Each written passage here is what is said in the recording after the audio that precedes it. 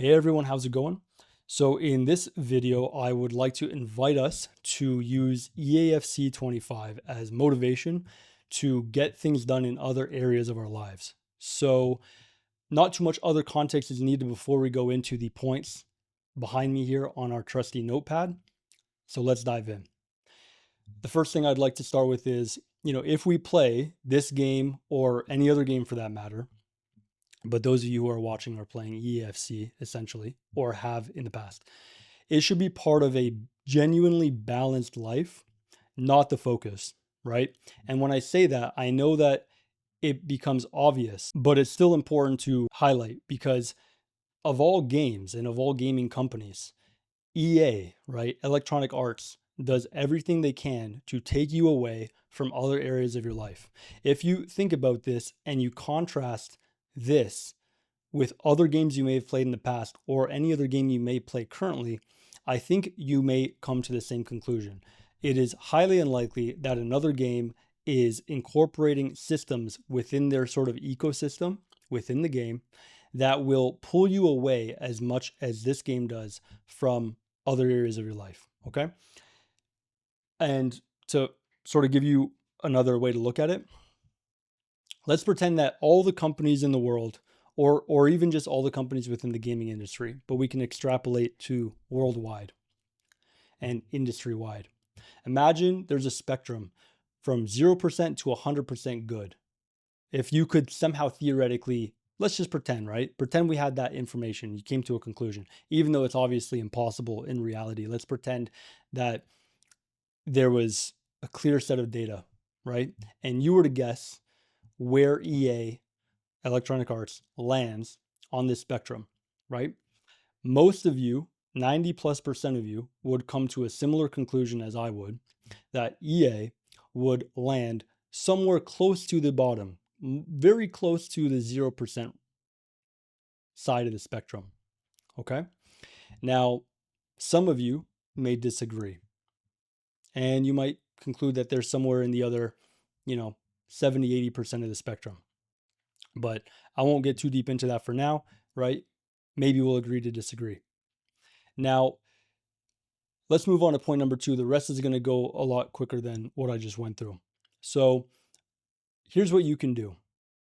Oh, by the way, there's some obvious areas of our lives that we should be focusing on, right? You have work or career, both, right? Or depending on what you want to refer to it as. And you have, physical fitness, you have, personal relationships, family, the fundamental areas of our lives. That goes without saying. But the rest of this is a couple examples that I want to go over that are directly related to soccer and this video game. So assuming you are a, football/soccer fan, you could use this as inspiration when you're using skill moves in the game, or if someone's using skill moves against you, right? You can use this game as inspiration to practice skill moves in real life. Go to your local park, right? Put on your cleats, bring a ball or two, and practice. And I want to highlight one thing here. It's not about necessarily practicing 5-star skill moves, okay? The most effective and commonly used skills that are reflected in this game that are also used in real life are skill moves that range from 1-star to 4-star skill moves. We're talking ball rolls. We're talking many 1-star, 2-star, 3-star, and 4-star skill moves, right?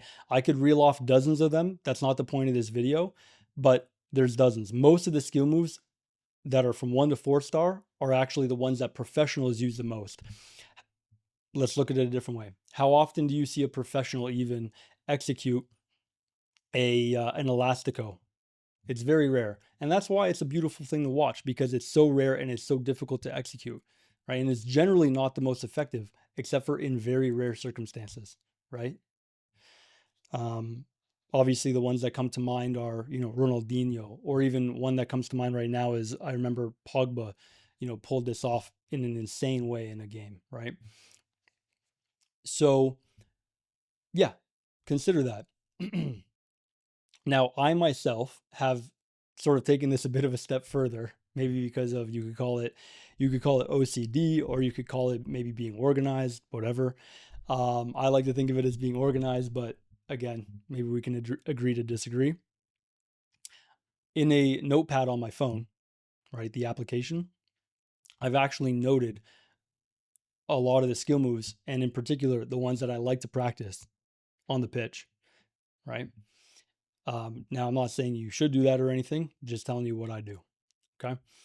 Uh, and then I consistently go to the pitch and I actually practice, right? And part of that, some percentage of that is in part to me playing a football simulator, even though it's a very sort of butchered version of a football simulator. It's the most popular one nonetheless, and it's the one that we play. And so I use it as, in a way, motivation or fuel to go ahead and do this frequently, okay? Rather than say once a month or never.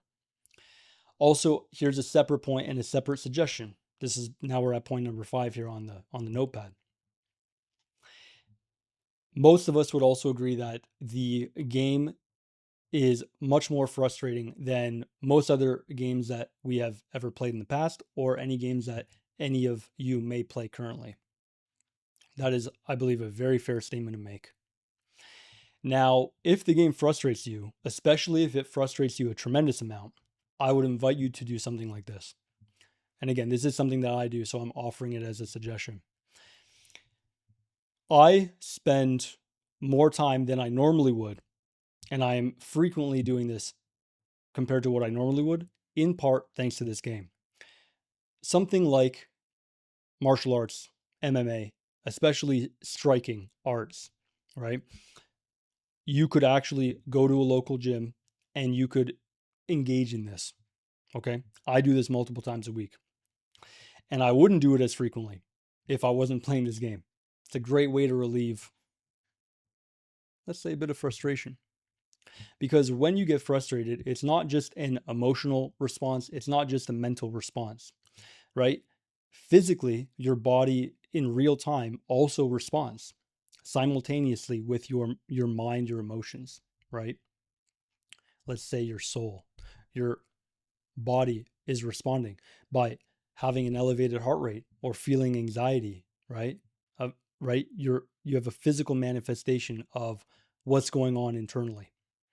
Now, a good way to channel and use that energy is something aggressive like striking, right?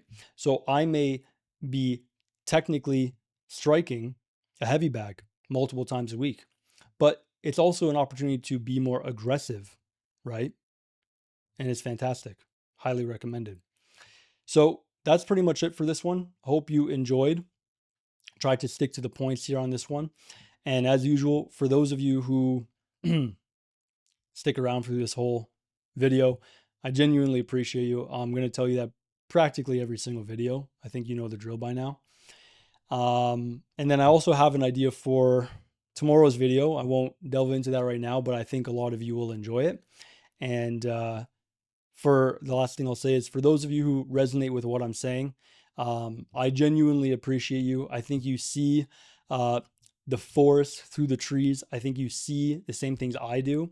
There may be a small percentage of people who disagree or don't fully get what I'm trying to communicate, but most of you do, and I just genuinely appreciate you for it. And I really enjoy and love your comments. So have a good evening. Okay, take care of yourself, and I will see you in the next video. Peace.